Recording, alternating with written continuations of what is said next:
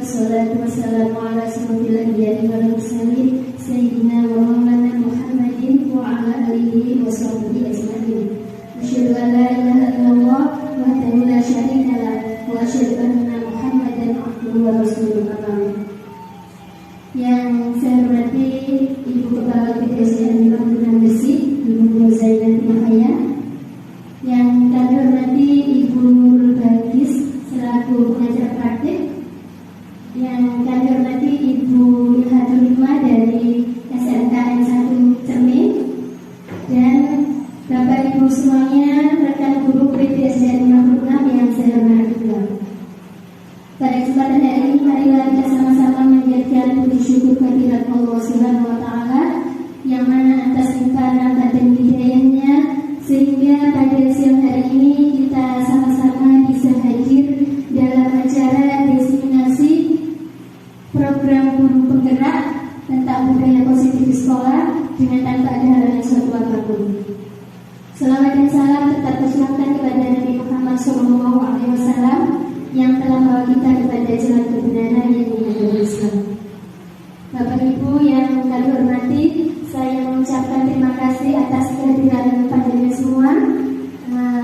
Di tengah kesibukan mungkin siang hari waktunya istirahat, mengganggu waktunya sebentar untuk sekedar mengikuti acara diseminasi program guru penggerak yang saya adakan pada siang hari ini. Pada siang hari ini saya selaku peserta calon guru penggerak Angkatan 6 Kabupaten Gresik akan mengajarkan diseminasi atau pembahasan modul 1.4 yaitu tentang budaya positif.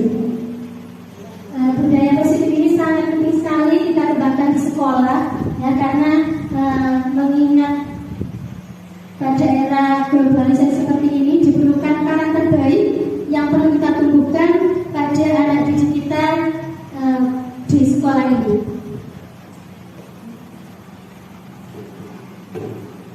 Jadi perlu kita ketahui apa makna dari budaya positif dan apa contoh penerapan budaya positif yang telah kita terapkan.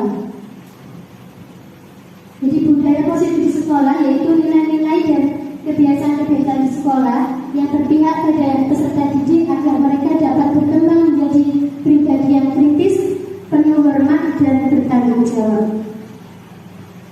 Ini sesuai dengan filosofi pendidikan oleh Ki Hajar Dewantara. Jadi ini mungkin suatu ilmu baru yang saya dapatkan dalam program guru penggerak, yaitu tentang pemikiran filosofi pendidikan yang dicetuskan oleh Ki Hajar Dewantara, yaitu tentang pendidikan yang berpihak pada anak. Jadi kalau dulu kita sebagai guru mungkin pembelajaran kita itu berpusat pada guru. Jadi istilahnya kita menginginkan mau ke arah mana anak kita itu kita yang menentukan. Ya, jadi kalau sesuai pemikiran filosofi pendidikan Ki Hajar Dewantara ini sangat berbeda sekali. Jadi sesuai dengan semboyan beliau yaitu tiga semboyan, yaitu Ingnya Susung Tulodo, Ingma Dewang Karso, dan Ibu Handayani. Jadi di sini ada yang bisa disimpulkan. Yang pertama, bahwasanya pendidikan anak itu bukan tabula rasa. Jadi ada suatu teori tabula rasa yaitu yang menjadikan anak, mengumpamakan anak itu sebagai suatu kertas kosong. Jadi anak kelas 1 masuk ke RC kita itu kita umpamakan seperti kertas kosong. Jadi kita bebas mau menulis apa, mau menjadikan anak itu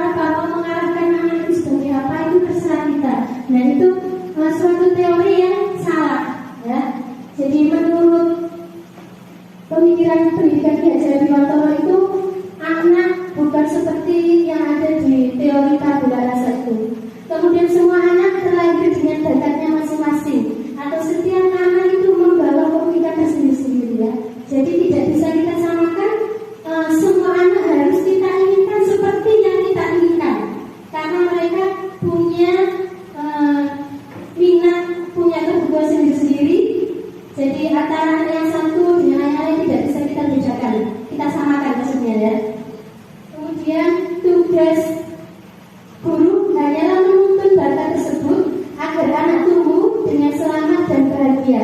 Jadi tugas kita adalah menuntun putra-putri kita di sekolah agar mereka menjadi pribadi yang selamat dan bahagia.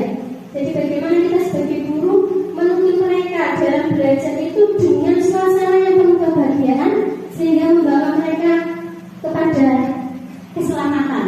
Jadi yang kita yang sesuai dengan pemikiran KHD itu bahwasanya anak-anak itu kita tuntun untuk menjadi pribadi yang bahagia dan selamat. Kemudian budi pekerti yang luhur, kita akan menjadi anak yang punya budi pekerti yang luhur. Kemudian pada pemikiran beliau itu guru diibaratkan sebagai seorang petani, sedangkan murid adalah diibaratkan seperti biji jagung. Jadi artinya murid itu kita ibaratkan seperti bibit. Jadi kita tanam, ya kita sebagai guru juga sebagai petani, kita hanya menanam jagung itu, nanti tumbuh ya jadi seperti jagung. Tidak bisa karena jagung kita tanam, kemudian nanti tumbuh menjadi kacang atau menjadi padi, tidak bisa Bapak Ibu. Ya. Jadi anak-anak itu tumbuh sesuai dengan bakat minatnya. Kita sebagai guru hanya mengarahkan.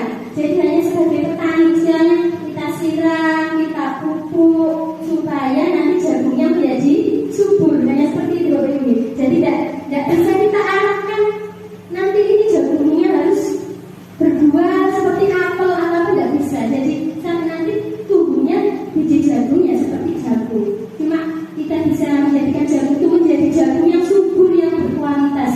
Jadi ibaratnya murid kita itu kita tuntun, kita bimbing bagaimana menjadi murid yang berkualitas. Kemudian kita bimbing anak sesuai dengan kodrat alam dan kodrat zaman. Ini artinya kita tidak bisa menyamakan pendidikan kita seperti era kita sekolah dulu Bapak Ibu. Jadi kalau zaman kita ada sendiri, kalau sekarang sudah zamannya gadget, ilmu pengetahuan yang tinggi, jadi kita tidak bisa melarang anak kita untuk menjauhi hal tersebut karena sudah memang zamannya seperti eranya seperti itu. Hanya bagaimana kita sebagai guru kita arahkan, kita bimbing ke hal yang baik sehingga dengan kemajuan zaman itu akhirnya tidak salah jalan. Kemudian sesuai alam itu kita sesuaikan dengan kebudayaan masyarakat kita. Seperti di Gresik ini kan semboyannya kota santri seperti itu ya. Jadi kita bagaimana mengarahkan kita seperti budaya yang ada di wilayah kita. Karena kalau anak-anak itu berkembang, bergaul tidak sesuai dengan yang ada di wilayah sekitar kita, tentunya mereka dikucilkan di Bapak Ibu. Tidak sesuai dengan budaya sekitar. Jadi kita menuntut itu sesuai dengan kodrat alam dan kodrat zaman. Kemudian yang terakhir yaitu berpihak pada anak. Jadi pembelajaran itu berpihak pada anak, artinya yang menentukan pembelajaran yang mereka inginkan ya anak-anak, bukan kita. Jadi ini saya dapatkan di dalam program penggerak ini sangat bermanfaat. Jadi sebelum saya mengikuti ini memang saya ingin murid saya itu seperti yang saya inginkan. Begitu nih Bapak Ibu. Ini Pak Iqbal begitu. Nah dalam pemikiran KHD ini kita diarahkan bahwa sebagai guru tugas kita hanyalah menuntun siswa-siswi kita sesuai dengan kodrat alam dan zaman sehingga mereka bisa selamat dan bahagia. Kemudian kita lihat perubahan paradigma untuk membangun budaya yang positif. Sekolah perlu menyediakan lingkungan yang positif, aman, nyaman agar murid-muridnya mampu berpikir, bertindak dan mencipta dengan merdeka, mandiri dan bertanggung jawab. Dan tentunya ini mendapat dukungan dari sekolah berupa lingkungan yang positif, artinya lingkungan yang aman dan nyaman. Kemudian selanjutnya disiplin dengan dikaitkan dengan kontrol. Dalam hal ini kontrol guru dalam menghadapi murid.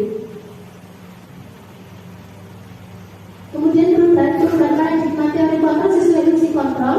Ini menurut paparan Dr. William Webster dalam kontrol teori untuk meluruskan miskonsepsi tentang kontrol. Pandangan sesuai dengan filosofi dihajar dengan tolong. Saya silakan saja. Jadi ini tentang perubahan stimulus respon dan teori kontrol. Bahwa dalam stimulus respon ini kita mencoba mengubah orang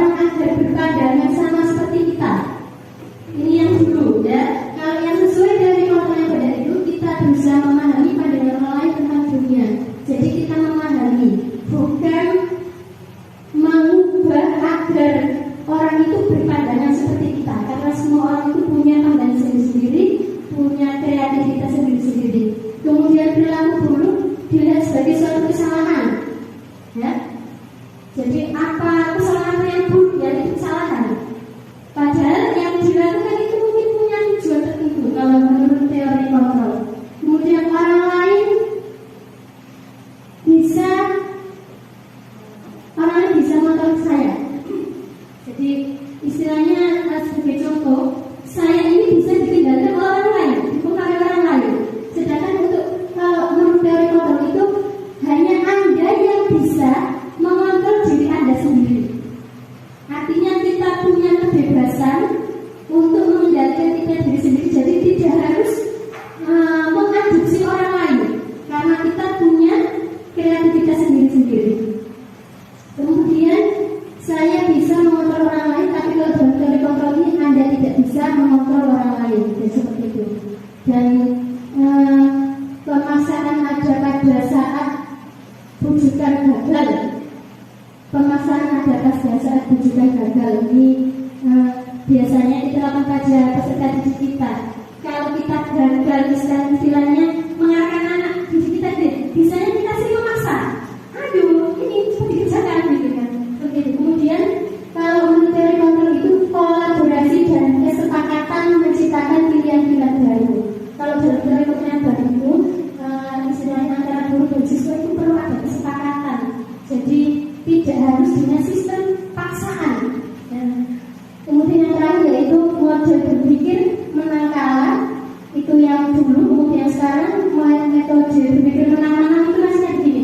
Jadi semua orang itu mendapatkan kebutuhannya, tidak ada merasa yang dirugikan. Jadi kita sebagai guru juga dibutuhkan, sebagai murid juga mendapat kebaikan, dan wali murid pun juga ikut senang. Nah, jadi untuk membudayakan budaya positif di sekolah itu perlu juga perilaku disiplin yang dimanai menjadi sesuatu yang dilakukan seseorang pada orang lain untuk mendapatkan kepatuhan. Nah, untuk mencapai kemerdekaan dalam konteks pendidikan kita saat ini, untuk menciptakan murid yang merdeka, syarat utamanya adalah harus ada disiplin yang kuat. Disiplin yang dimaksud adalah disiplin diri yang memiliki motivasi internal.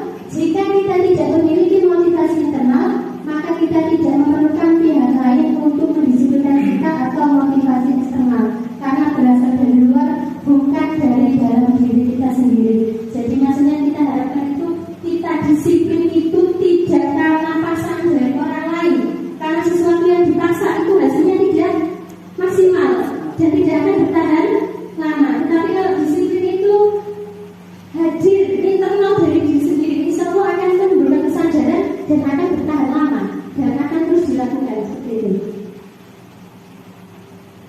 Kemudian yang perlu dilakukan adalah disiplin positif, merupakan suatu cara menerapkan disiplin tanpa kekerasan dan ancaman yang melibatkan komunitas tentang perilaku yang efektif antara guru dan murid.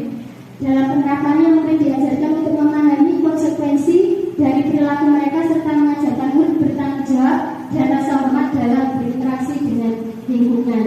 Jadi dalam ini nanti kita akan belajar tentang konsekuensi.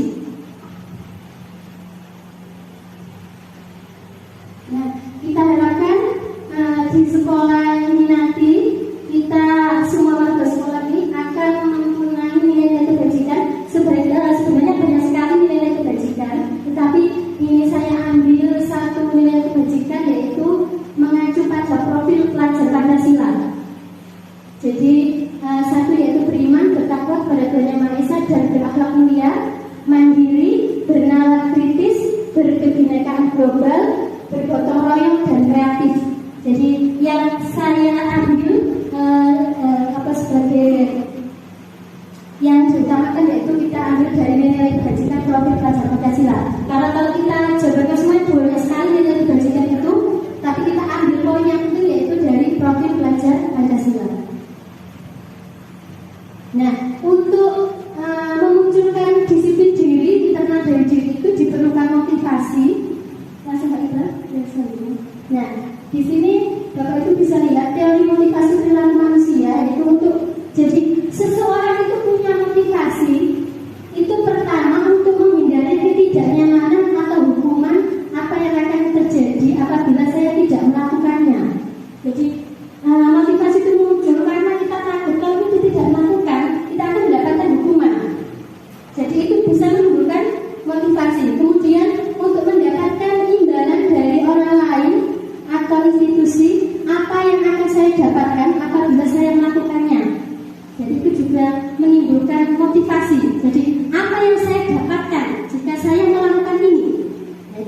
benar banget. Itu motivasi eksternal dari luar, jadi sama dengan Mas aku tadi. Kemudian yang motivasi internal yang merupakan tujuan disiplin positif yaitu untuk menghargai diri sendiri, menjadi insan sesuai harapan kita. Jadi saya akan menjadi orang yang seperti apa bila saya melakukannya. Jadi ini yang harus kita harapkan nanti kita dan semua peserta didik itu punya motivasi yang nomor 3 itu dan Bapak Ibu. Jadi kalau yang 1, 2 itu kan motivasi eksternal dari luar. Jadi kita motivasi misalnya untuk kita mau belajar, kalau kajian, mau mengerjakan, kalau nanti dapat bagus pulang duluan, itu kan berarti motivasi eksternal. Nah, bagaimana motivasi itu bisa tumbuh dari diri siswa kita nanti. Jadi saya melakukan ini itu karena diri saya sendiri, bukan karena orang lain, bukan karena dapat ini dari orang lain seperti itu. Nah, ini lingkaran budaya positif ya. Jadi di dalamnya ada peraturan kelas yang selama ini biasanya dinamakan tata tertib sekolah itu dibagi. Jadi misalnya memakai seragam sekolah atau datang tepat waktu itu termasuk peraturan kelas. Kemudian ada keyakinan kelas. Jika sudah kemudian dalam lingkungan besar itu lingkungan positif, jika sudah terlaksana maka akan tercipta budaya positif di sekolah. Nah ini Bapak Ibu, ini pada diseminasi siang hari ini saya tekankan pada keyakinan kelas karena hal ini memang belum semua kelas melakukan. Misal kelas saya sudah, karena saya lebih dulu mendapat ilmu dari program guru penggerak, makanya pada siang hari ini kami tularkan kepada Bapak Ibu ya, biar nanti Bapak Ibu bisa melaksanakan yang namanya keyakinan di kelas ya. Jadi keyakinan kelas adalah nilai-nilai kebajikan atau prinsip-prinsip universal yang disepakati bersama-sama secara universal, lepas dari latar belakang suku, negara, bahasa maupun agama. Jadi menurut dosen, suatu keyakinan akan lebih memotivasi seseorang diri dalam diri intrinsiknya. Seseorang akan lebih bersemangat untuk menjalankan keyakinannya daripada hanya sekedar mengikuti serangkaian peraturan. Keyakinan kelas, hukuman dan penghargaan. Mengapa tidak peraturan saja? Mengapa harus keyakinan kelas? Karena selama ini yang kita buat di kelas itu peraturan nih Bapak Ibu. Peraturan kelas dilarang bicara saat pelajaran, harus memakai seragam sekolah sesuai dengan hari, seperti itu ya. Itu peraturan.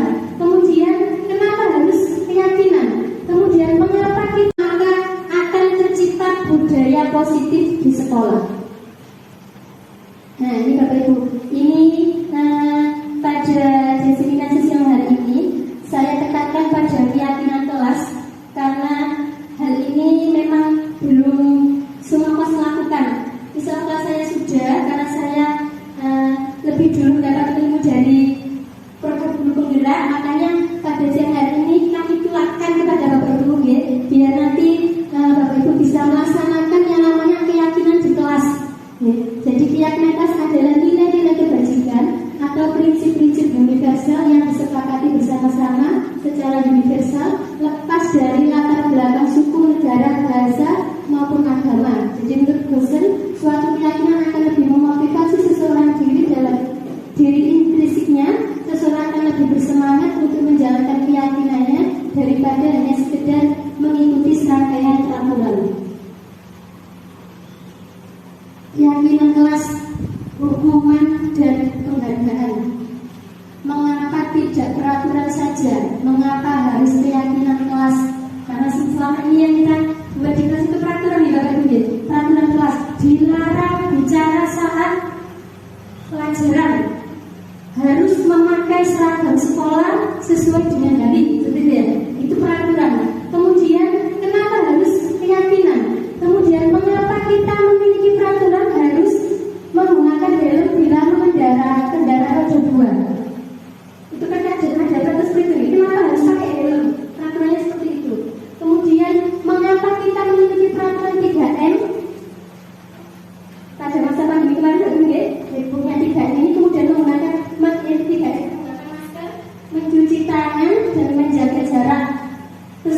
apakah kita memiliki peraturan harus datang tepat waktu pada saat mengikuti pelatihan? Nah, itu semuanya peraturan-peraturan seperti itu bukan untuk orang lain, tapi untuk siapa, Bapak Ibu?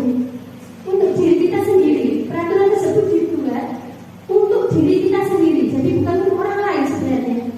Jadi untuk mendukung motivasi intrinsik kembali ke nilai-nilai keyakinan, lebih menggerakkan seseorang dibandingkan mengikuti serangkaian peraturan-peraturan. Kadang-kadang peraturan itu sudah dibuat, tetapi karena ada namanya peraturan, maka ada namanya apa? Pelanggaran. Karena sistemnya motivasi tadi eksternal, karena pakai helm takut kena tilang, gitu ya. Bukan karena mungkin saya pakai helm karena keselamatan saya.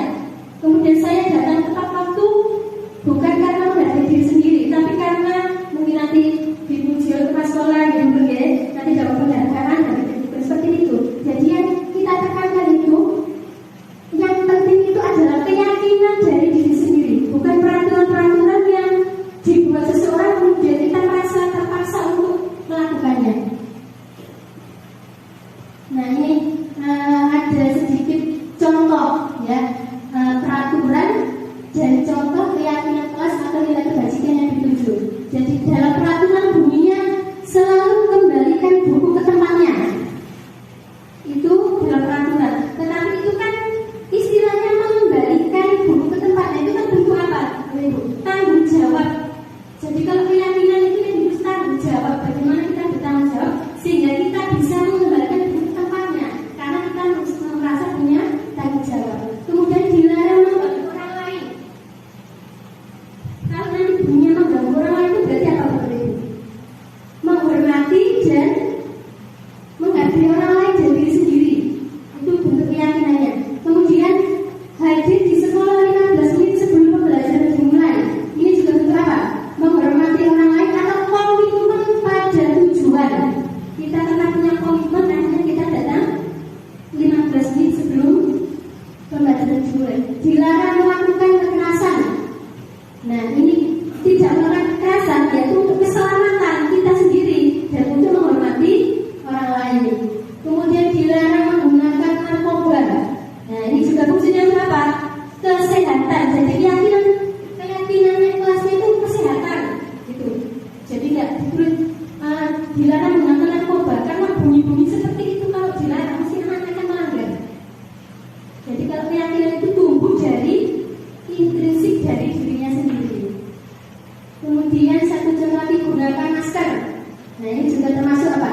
Kalau dalam keyakinan itu kesehatan dan juga untuk keselamatan kita. Jangan berlari di kelas atau koridor.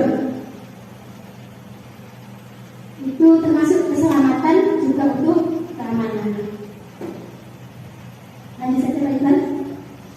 Nah, ini contoh penerapan membuat keyakinan kelas. Jadi nanti Bapak Ibu bisa praktekkan di kelas itu seperti ini. Bapak Ibu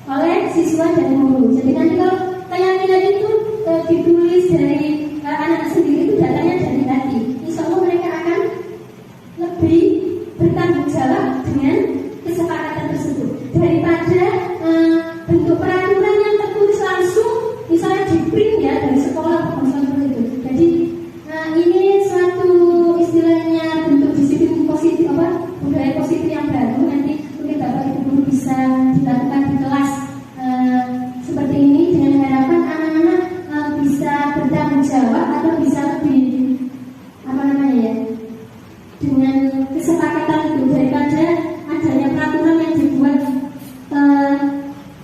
yang bukan keinginan dari mereka sendiri. Ya. Selanjutnya, kan? Kemudian di sini kita akan belajar tentang hukuman, penghargaan, dan restitusi. Restitusi adalah proses menciptakan kondisi bagi murid untuk memperbaiki kesalahan mereka sehingga mereka bisa kembali pada kelompok mereka dengan karakter yang lebih kuat. Nah, ini kita bahas tentang hukuman. Langsung Pak Ibu ke selanjutnya. Nah, ini Bapak Ibu ya. Jadi ada itu identitas identitas sukses. Itu nanti kita lihat dari bagaimana cara kita mendisiplinkan murid-murid kita. Jadi di situ ada yang namanya hukuman, kemudian ada yang namanya konsekuensi dan restitusi. Jadi hukuman itu sesuai, misalnya kesambilan selanjutnya.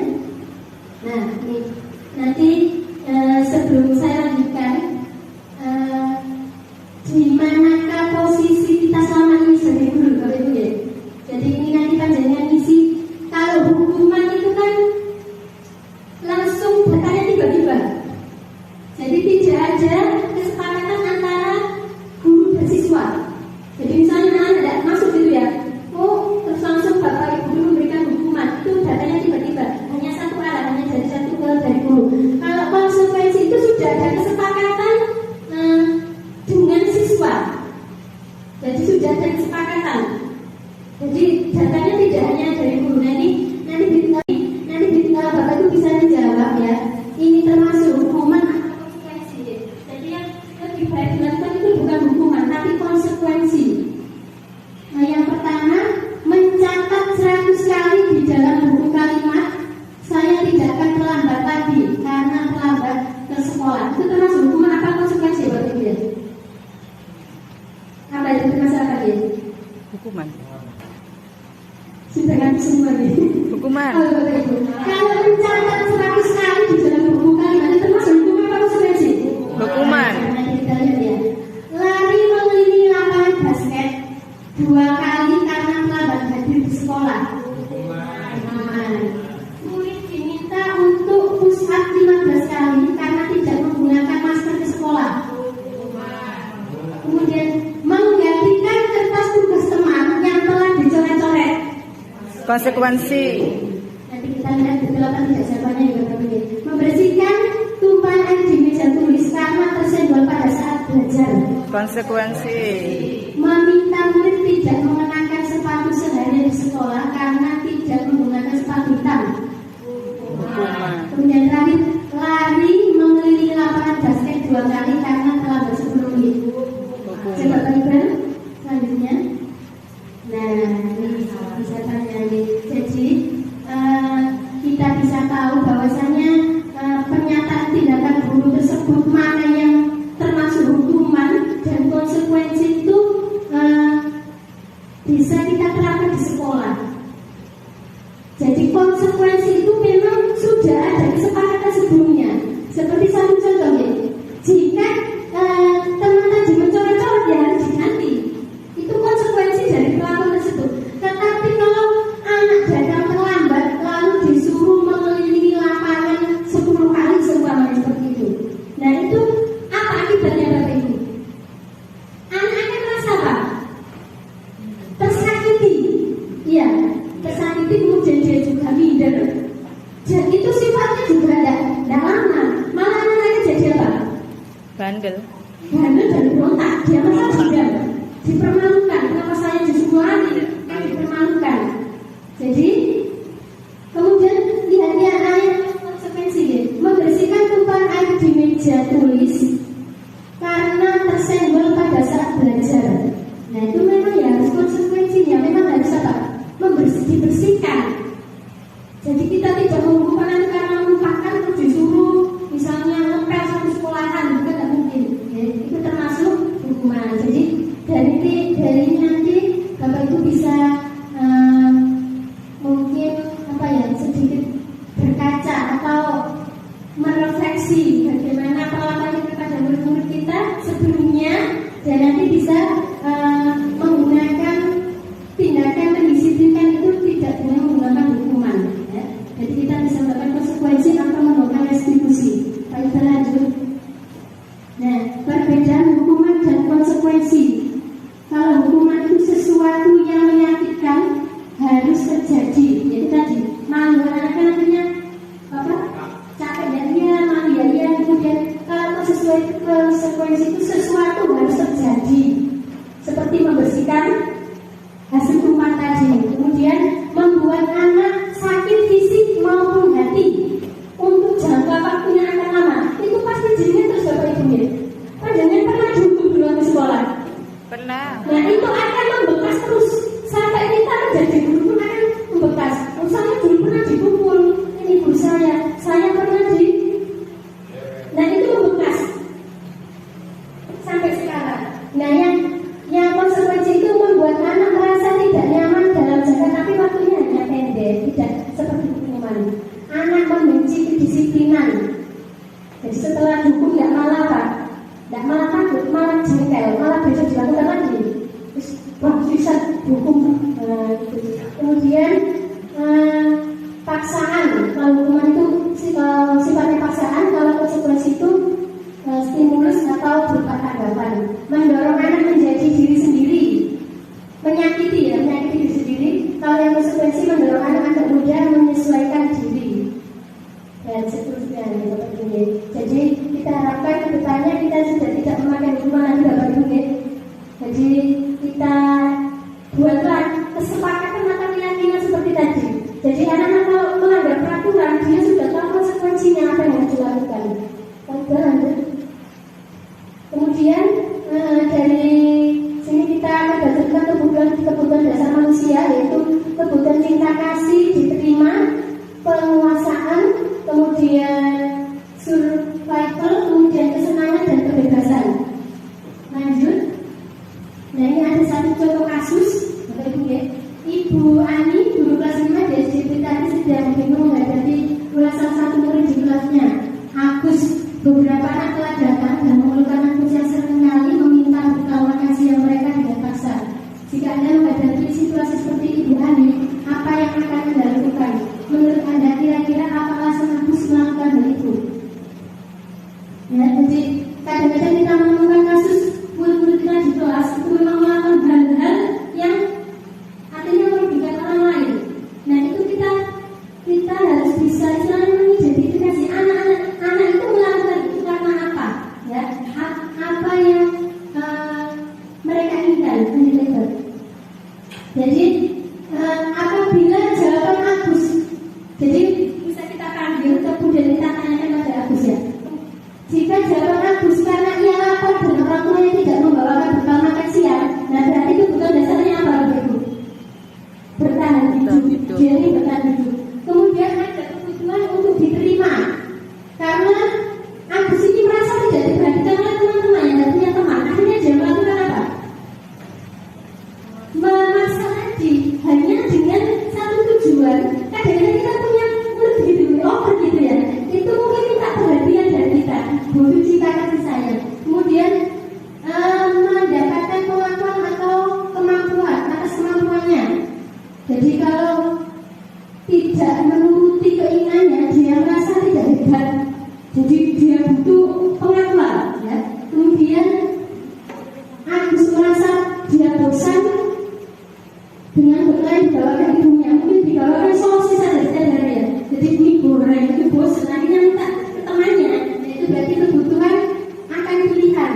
Kemudian apabila jawaban Agus adalah karena iseng saja dan dia menikmati ekspresi wajah temannya yang kesal, berarti dia butuh kesenangan.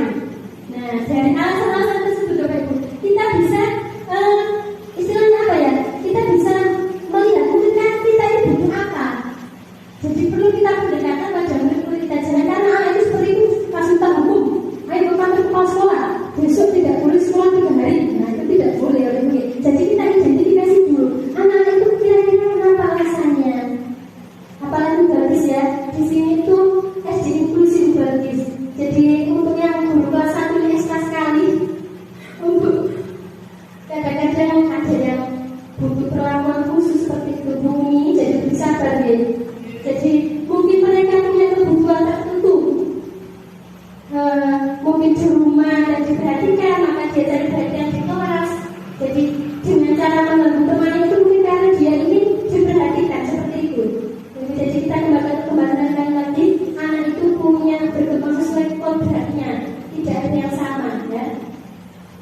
Selanjutnya, nah ini juga ilmu baru. Mungkin Bapak Ibu nanti bisa belajar bersama tentang 5 posisi kontrol sebagai guru. Jadi ada yang sebagai penghukum, ada yang sebagai pembuat rasa bersalah, ada yang sebagai teman, pemantau dan manajer. Bu Batis, kalau bisa saya tanyakan yang itu dulu ya. Yang tadi bukan? Yang itu. Nah, ini bisa panjenengan lihat ya.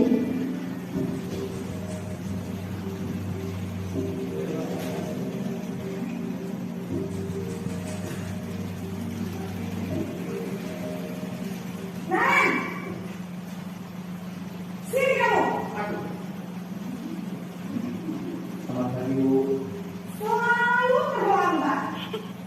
Kamu deh, pasti terlambat. Maaf Bu, saya Apa? Apa coba? Alasan kamu apa lagi?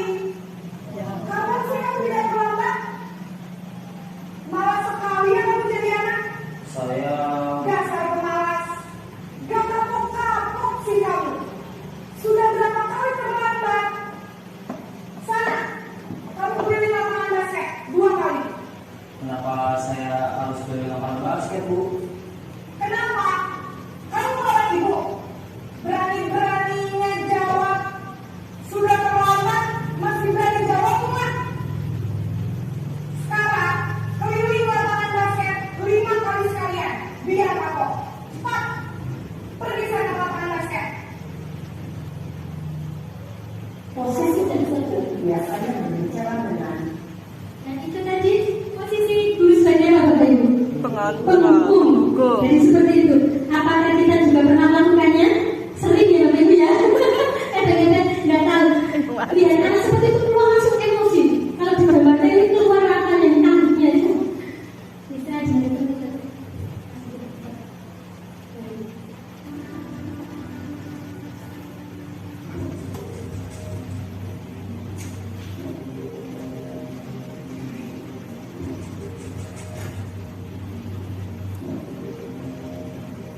Naren,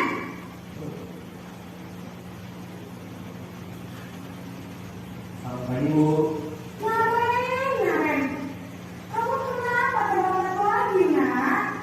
Ya Tuhan, Naren. Kamu senang ya bikin ibu susah ya? Kalau kamu terlambat lagi, nanti ibu yang ditegur bapak kepala sekolah, nak. Disangka ibu tidak bisa membina kamu. Duh, gimana ini? Maaf Bu, Duh, Gusti Naren. Kamu suka ya kalau ibu ditegur bapak kepala sekolah? Terus, sekarang ibu harus tulis apa ini, Bu? Nah, itu posisi guru sebagai pembuat rasa bersalah. Jadi semua kesalahan dilimpahkan kepada murid Murid. kita. Ada seperti itu Bapak Ibu ya? Ada. Lanjut Pak Iqbal. Sen, ini kamu sudah sering. Naren,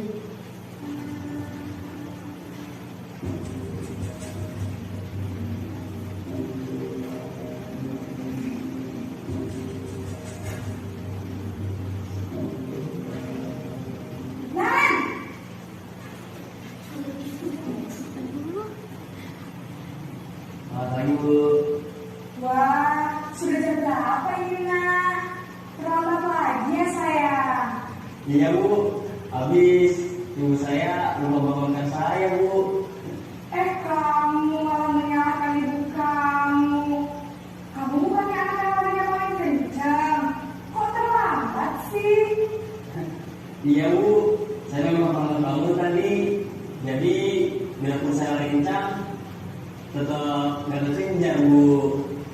Ya sudah sana. Nanti lain kali larinya lebih kencang lagi ya. Biar gak terlambat lagi. Bikin seneng ibu. Demi ibu. Bisa kan? Bisa lah Bu. Ya sudah sana masuk kelas. Ibu beresin urusan absen kamu. Kamu ini ada salah aja. Nah, itu posisi guru sebagai Teman. Kadang-kadang kita juga melakukan ya Bapak Ibu ya. Jadi kita itu ingin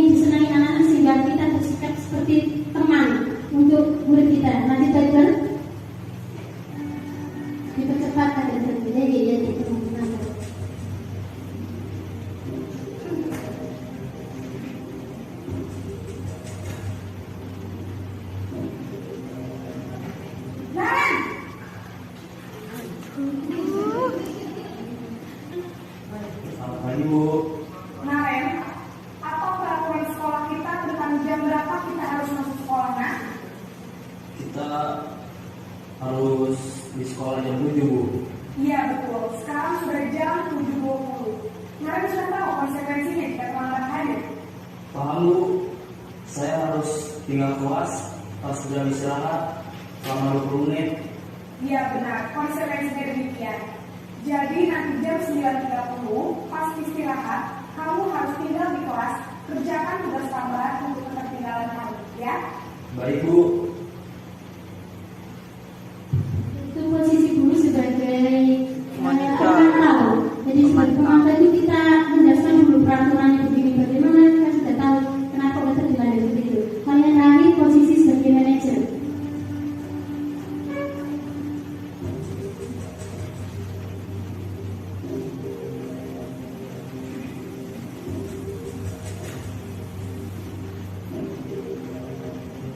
Naren!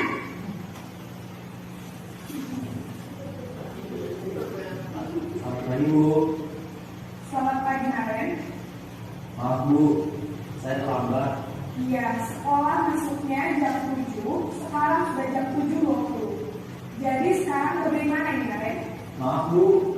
Saya lupa saya semalam. Baiklah, menurut kamu, keyakinan sekolah yang mana yang perlu kamu tingkatkan? Menghargai diri sendiri dan orang lain mungkin ya, Bu. Setuju. Jadi, apakah Naren meyakini prinsip saling menghormati tersebut? Iya, Bu. Saya ingin ininya. Apakah Naren bersedia memperbaiki masalah keterlambatan ini? Bersedia, Bu. Bagaimana kamu memperbaiki masalah keterlambatan ini? Saya akan coba untuk tidak lupa menyetel alarm saya, Bu. Baik, kalau Naren komputer alarm di rumah, ada orang yang kira-kira bisa bantu mengingatkan tidak? Ada, Bu. Kakak saya, Kak Emma. Ada lagi selain Kak Emma? Selain Jadi itu tadi Bapak Ibu 5 posisi kontrol yang biasanya dilakukan oleh seorang guru. Nah kita sebagai guru tentunya bisa memilih salah satu cara ya yang mungkin efektivitasnya ini bertahan lama. Jadi ada posisi penghukum, merasa posisi pembuat bersalah, kemudian posisi teman, posisi pemantau dan posisi manajer. Kira-kira posisi mana Bapak Ibu yang lebih baik dalam pada peserta didik kita? Teman, manajer. Jadi, kalau teman itu, jadi masing-masing itu ada kelemahannya. Ya, jadi kalau hukuman itu nanti sifatnya akan menjadi dendam, malah akan menyakiti diri sendiri. Kalau pembuat rasa bersalah, anak-anak akan merasa tertekan karena bersalah. Nah, kalau posisi teman itu kelihatannya bagus seperti itu. Tetapi jangka panjangnya anak-anak ini akan menjadi apa? Akan Terlambat terus. iya, akhirnya dia akan selalu menggantungkan diri pada guru yang mendapatkan pertolongan. Jadi yang bagus yang kita harus kita lakukan itu adalah posisi bukan guru sebagai manajer. Ya, jadi kita memang kalau kita lakukan di SD itu kayaknya tidak mungkin Bapak Ibu. Kita tanyakan apa keyakinan kelas kita yang namanya anak SD. Nggak tahu Bu, biasanya gitu nanti. Padahal jadi inilah yang perlu kita latih. Bagaimana anak itu punya keyakinan, kesepakatan yang mereka buat sendiri. Jadi bukan buatan orang lain. Mereka yang membuat sendiri, mereka yang meyakini dan mematuhinya, bukan buatan orang lain seperti itu. Jadi kita harapkan kita bisa menjadi dalam kontrol manajer tadi, Bapak Ibu. Memang butuh latihan, kita bisa latihan bersama nanti belajar bagaimana saling kita berkolaborasi untuk bisa menjadi posisi yang seperti itu. Lanjut seperti itu tadi, tinggal sedikit Bapak Ibu ya.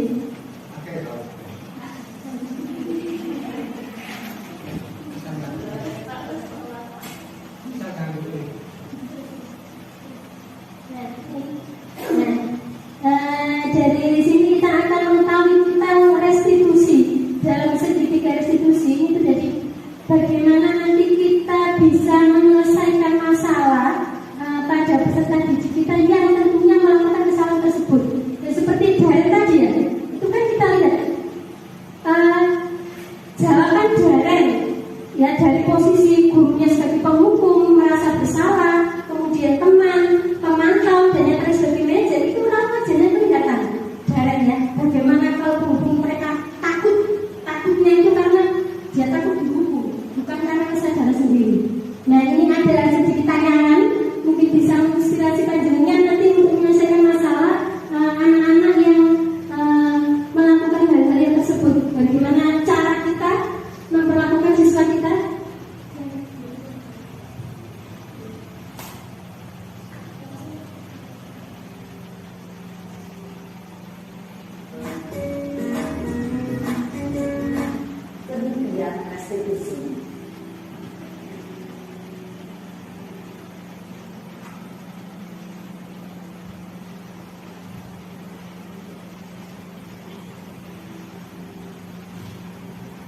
yang sana. Kenapa? Sudah lama nggak ketemu Sarah? Kenapa hanya kayak gitu? Stop Pak, kesel banget. Masa aku dikatain cuma fitnah Pak? Ya aku marah lah. Aku balik ke TK di depan kelas. Kesel banget. Oh begitu. Ya pasti kamu marah dan kesal. Bapak juga akan marah apabila ada yang menuduh Bapak seperti itu. Kemudian Kita stop pada dulu. saat itu Iya. Tadi untuk yang pertama kita lihat itu menstabilkan identitas. Jadi setelah anak itu dipanggil, itu tidak langsung kita marahi, kita tanyakan kenapa. Nah, kita lihat itu menstabilkan identitas. Jadi setelah anak itu dipanggil, itu tidak langsung kita marahi, kita tanyakan kenapa, apa masalahnya apa, ya. Kemudian misalnya ada murid kita yang nangis cerita dia, kemudian saya balas pak, saya pukul, kan sakit. Iya, kalau kita rasanya dipukul, ya sakit memang itu kan, nggak langsung kita marah, kita stabilkan identitasnya dulu. Kemudian yang kedua yaitu menstabil, oh ya sudah, yang tadi yang kedua. Bapak juga akan marah tapi pada saat itu kamu bilang Ini validasi tidak Saya ada sama masalah. mereka. Apa? Kesel banget. Saya bentak-bentak dia depan teman-teman lain. oh begitu. Pasti kamu melakukan seperti itu karena suatu alasan tertentu kan? Iya, maksud saya diam saja Pak. Ya saya bela diri lah. Maksud saya dijemput Pak fitnah. Ya wajar lah. Mempertahankan harga diri itu sesuatu yang penting buat kamu. Untuk kamu tidak berpindah lebih gagal lagi. Hanya meminta-minta. Iya Pak. Untung saya masih bersabar dan hanya meminta saja. Sudah gemes padahal saya pasti bela diri lah. Ya pasti ya. Tapi kamu memilih untuk tetap bertahan dan bersabar. Kamu memilih untuk tidak berbuat lebih parah lagi. Iya. Nah, sekarang coba kita lihat lagi tindakan kamu Kita tanyakan keyakinan. yang minta-minta kita di kelas. Tindakan kamu itu kira-kira sesuai dengan keyakinan kelas atau prinsip kamu tidak? Enggak Pak. Capek Pak, jadi semangat. Jadi keyakinan atau prinsip mana yang kurang sesuai dengan keinginan kamu? Ya, saya sebenarnya sangat menghargai orang lain. Mungkin saat itu saya menjadi emosi, jadi tidak mengirimkan surat itu. Kamu meyakini tidak? Menghargai orang lain itu penting buat kamu. Yakinlah Pak. Iya, setuju. Kita harus saling menghargai. Namun ada juga keyakinan yang kita sepakati yang perlu kita jalankan apabila kita sedang marah, kan? Ya, saya bisa berubah aktif mulai dengan diri sendiri. Saya bisa jadi lebih sabar, mengambil waktu jeda untuk berpikir mau apa selanjutnya. Kira-kira kamu bersedia memperbaiki masalah ini tidak? Sedia Pak. Kalau kamu memperbaiki masalah ini, kamu akan menjadi orang seperti apa? Saya akan menjadi orang yang bertanggung jawab kali ya Pak. Dan nanti satu aktif. Iya, menurut kamu bagaimana rasanya menjadi orang seperti itu? Ya nyaman lah, bangga bisa bersabar dan percaya diri. Baiklah kalau begitu. Yuk kita pikirkan bagaimana memperbaiki masalah ini. Jadi itu berfungsi di 3 institusi. Yang pertama yaitu menstabilkan identitas, kemudian validasi yang salah tadi, kemudian yang ketiga yaitu menanyakan keyakinan. Memang kelihatannya apa ya Bapak Ibu ya? Sangat sulit untuk melakukan hal ini. Apalagi menghadapi kadang-kadang murid-murid kita itu kan, ini mungkin terjadi pada anak SMA mungkin ya, SMP mungkin sudah ngerti. Kalau di jenjang SD biasanya anak-anak kan egonya tinggi, mereka merasa tidak bersalah. Tetapi bagaimana cara kita mendekati mereka sehingga kadang-kadang anak-anak itu kalau kita panggil langsung kita marahi, mereka malah tidak bersahabat dengan kita, malah kita tidak bisa mendapatkan informasi yang valid. Tetapi kalau kita dekati dengan 3 restitusi tadi, insya Allah ya, jadi mungkin butuh proses, tidak harus dalam sekali itu bisa sukses. Memang ini butuh proses. Jadi yang saya tekankan di sini adalah Bapak Ibu, bagaimana di sekolah ini kita bisa menumbuhkan budaya positif lewat keyakinan di kelas terlebih dahulu. Jadi kita awali dulu dengan membuat keyakinan di kelas ya. Jadi bisa kita arahkan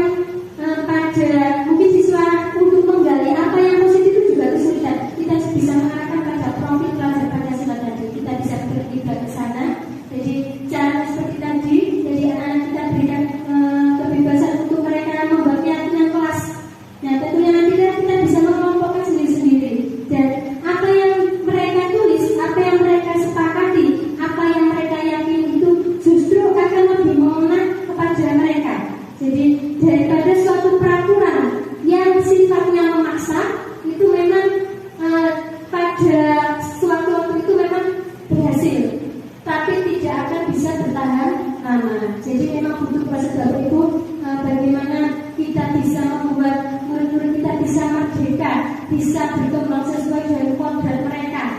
Ya, jadi tidak kita sebagai guru hanya sebagai pusat pembelajaran. Semua sumber dari kita, anak-anak sebenarnya punya minat sendiri-sendiri, punya bakat sendiri-sendiri. Hanya kita yang perlu mengembangkan seperti itu. Mungkin itu yang bisa saya sampaikan pada acara destinasi pada siang hari ini. Semoga bermanfaat, dan bila ada sebentar ya sebelum saya akhiri, barangkali ada yang ingin ditanyakan, monggo.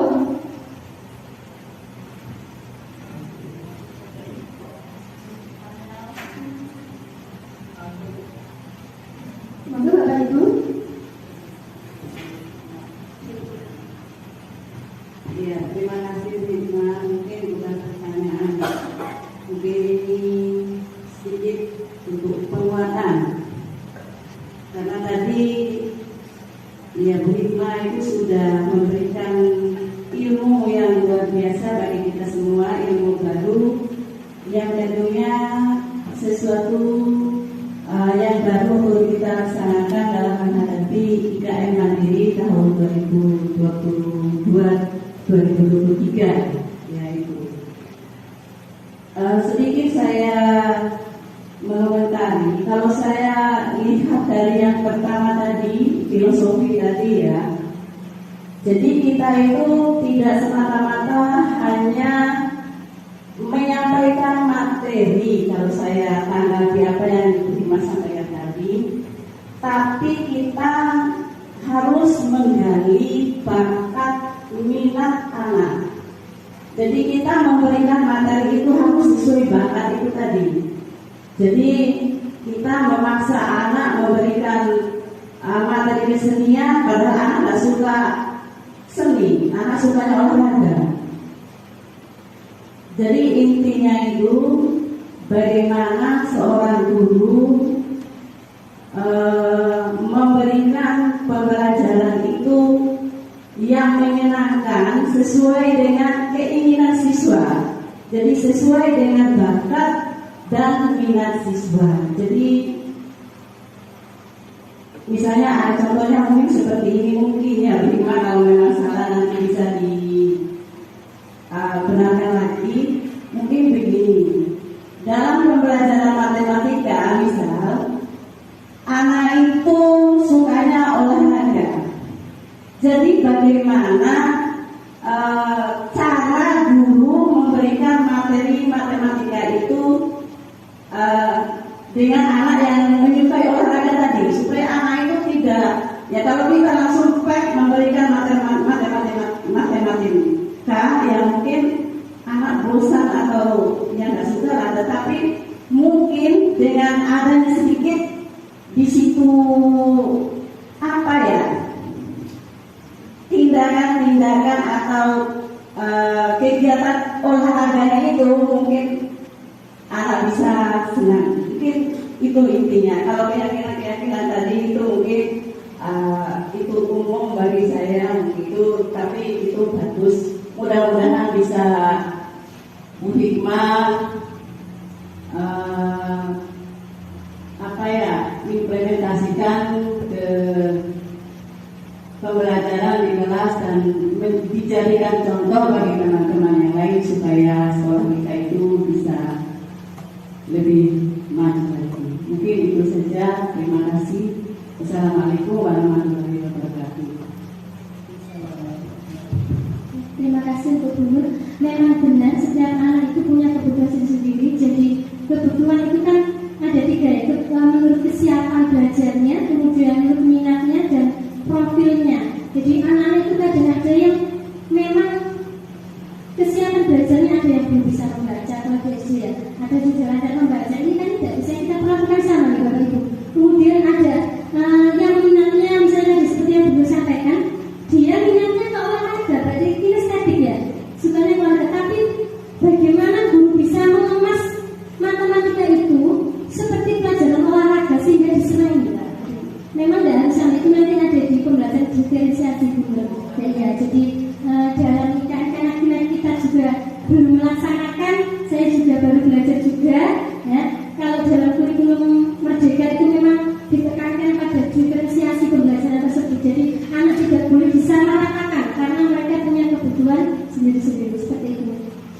Terima kasih Bapak Ibu. Mudah-mudahan pada kegiatan diseminasi modul sertifikat 4 budaya positif ini bermanfaat dan tentunya nanti bisa kita implementasikan bersama-sama di sekolah sehingga sekolah ini bisa menjadi sekolah yang berbudaya positif. Terima kasih. Assalamualaikum warahmatullahi wabarakatuh. Waalaikumsalam warahmatullahi wabarakatuh.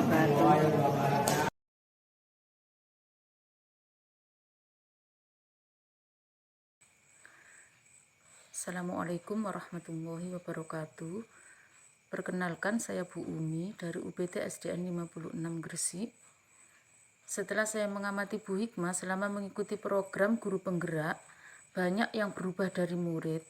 Di antaranya, murid lebih disiplin, sadar akan kewajibannya sebagai murid di sekolah, lebih giat dalam belajar dan bertanggung jawab. Hal ini karena Bu Hikmah dan muridnya menerapkan nilai-nilai kebajikan yang sudah disepakati, sehingga muncul disiplin positif yang menciptakan budaya positif di sekolah. Saya sangat terinspirasi dengan perubahan paradigma pendidikan yang sudah dilakukan. Demikian yang dapat kami sampaikan. Assalamualaikum warahmatullahi wabarakatuh. Perkenalkan, nama saya Aisyah Korina Melan Effendi. Saya murid kelas 4 di UPT SDN 56 Gresik. Selama ini Bu Hikmah telah mengajarkan nilai-nilai kebajikan saya dan teman-teman saya. Bu Hikmah sudah membuat kesepakatan kelas dengan nilai kebajikan yang telah kita sepakati. Saya dan teman-teman merasa senang dengan kesepakatan kelas ini karena kami merasa nyaman dan aman saat belajar. Terima kasih. Perkenalkan, nama saya Aisyah Korina Melan Effendi. Saya murid kelas 4 di UPT SDN 56 Gresik. Selama ini Bu Hikmah telah mengajarkan nilai-nilai kebajikan saya dan teman-teman saya. Bu Hikmah sudah membuat kesepakatan kelas dengan nilai kebajikan yang telah kita sepakati. Saya dan teman-teman merasa senang dengan kesepakatan kelas ini karena kami merasa nyaman dan aman saat belajar. Terima kasih.